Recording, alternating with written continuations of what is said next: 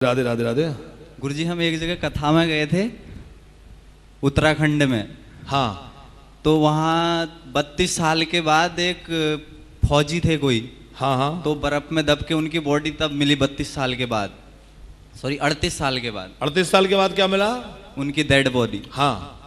तो उसके बाद उनने तो पहले ही कर लिया था उनका ठीक क्रियाकर्म। हाँ। तो उसके बाद जब उनके घर बॉडी आई तो उसके बाद वो क्रियाकर्म कर सकते हैं या नहीं? बिल्कुल करना चाहिए। भले ही वो पहले एक बार कर चुके हैं पर उनको डेड बॉडी मिली, मृत शरीर मिला, तो उसके बाद उनको दोबारा सारा कृत्य करना चाहिए, क्योंकि शरीर का संस्कार अनिवार्य है। शरीर पूरा ना मिले, किसी का शरीर छत विच्छत हो गया किसी पशु हिंसा में या बड़ी दुर्घटना में, कोई हवा वायुयान की दुर्घटना में पूरी तरह से शरीर छत विच्छत हो गया और किसी का प्राप्त नहीं हो पाया कि उसको संस्कार हो, ऐसी अवस्था में भी उसके निमित्त कुसा का पुतला बना करके विधान है कि दाह करना चाहिए।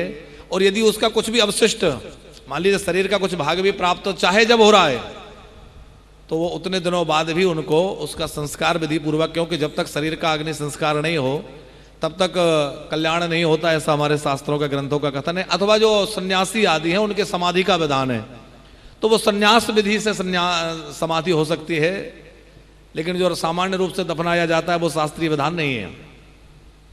तो अग्नि संस्कार उनका अवश्य होना चाहिए, जब भी मिले तब होना चाहिए।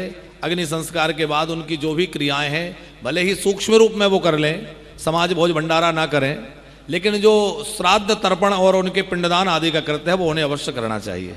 उनको 12 दिन तक छूतक भी रहेगा? बिल्कुल रहेगा, क्योंकि उस समय तो उन्होंने मान लिया था, लेकिन क्या उस समय उनको सूचना मिल गई थी कि जैसे मृत्यु तो हो गई पर शरीर उपलब्ध नहीं हुआ?